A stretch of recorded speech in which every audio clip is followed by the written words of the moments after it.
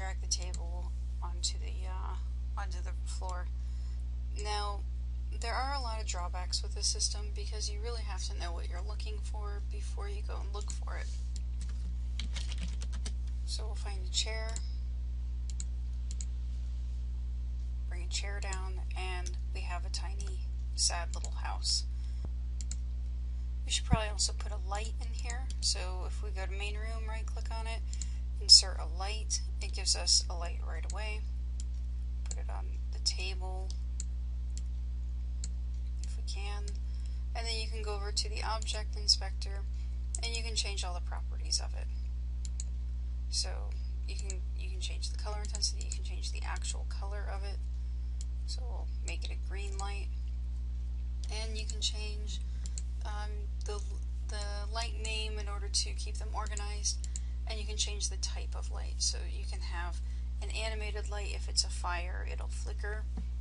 You can have a spotlight, which is a directional light, and you can have an ambient light. You should only have one ambient light per area, so we'll just put this as an ambient light. Okay, and now if we go over to the main room, or sorry, the new area tab, and go to the object inspector, we'd want to change the layout name. We'll call it the just room is fine. You can change other things about it. You can change the right now it's rebinding the light map data to a new layout, so it takes it a moment to think about it. It's one thing with this tool set. It's a lot more manageable than Neverwinter Nights 2 in a lot of respects, but it still is pretty laggy and it does crash pretty often. So if you keep scrolling down here, there's a lot of things that you can change. It's a lot like Neverwinter Nights 2 in this respect, where you can change the atmosphere, the weather, and many other things for just the zone, the level. So now we need to add a startup point.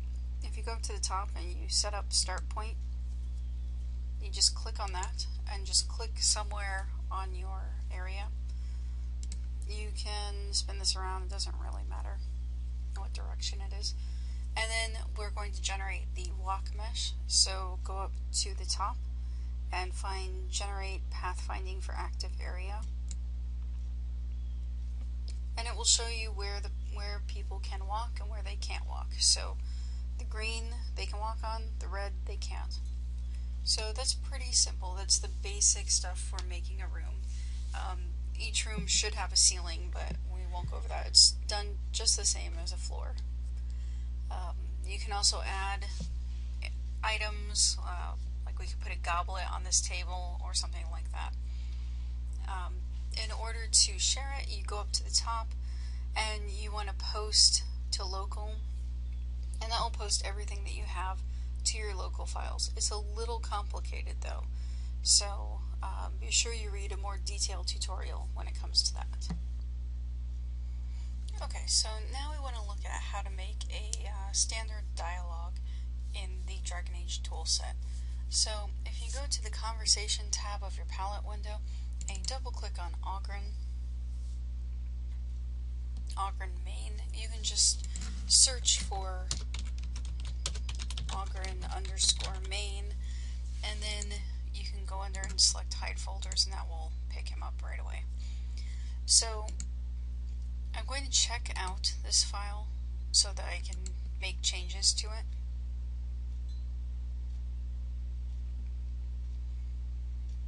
You can see at the top it says writable copy, changes can't be saved.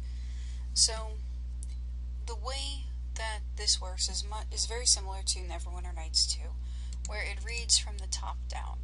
So the very first thing that it looks at is this first line, and if you look at the bottom, it has a description.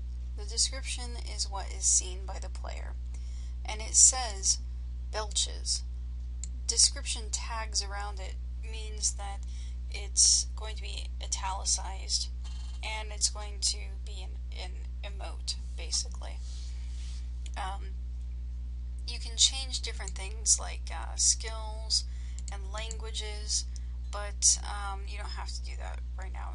And we set it to have the listener as the player, and that specifies that the the next response will be the player.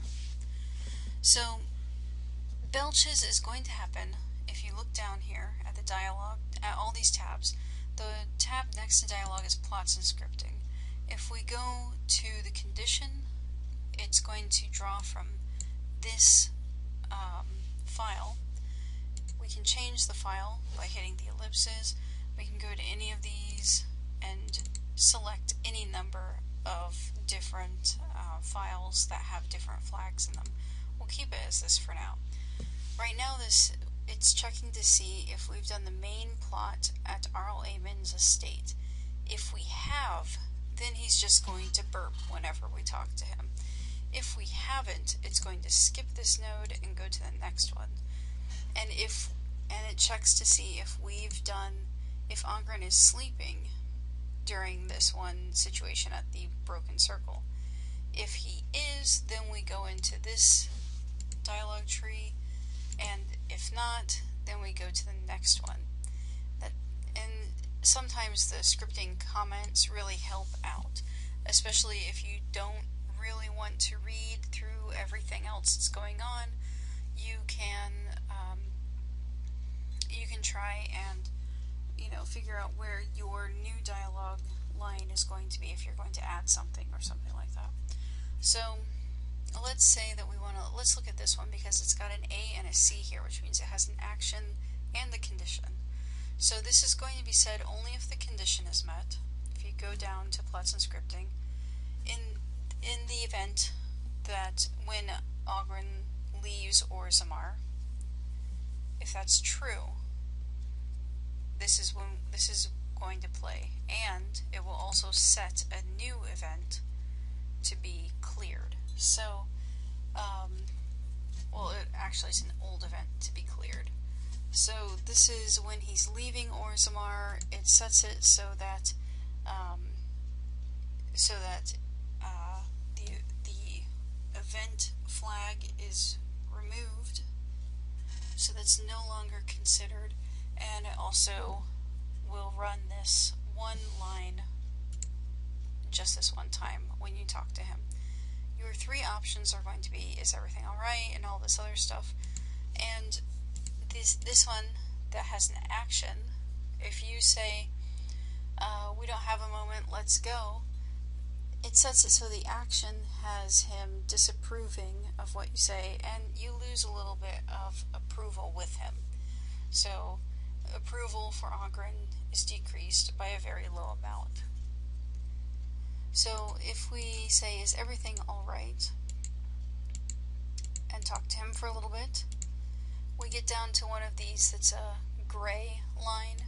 Like in Neverwinter Nights 2, it's a link to another part of the conversation. So if we jump to it, we can see the ending of it. And we can keep jumping until we find out where this goes.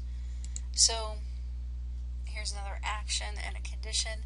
If you say, yes, I remember that feeling, it passes, then down here you only even see that line if you're a dwarf. If you say that and you're a dwarf, you can't say that and not be a dwarf, actually.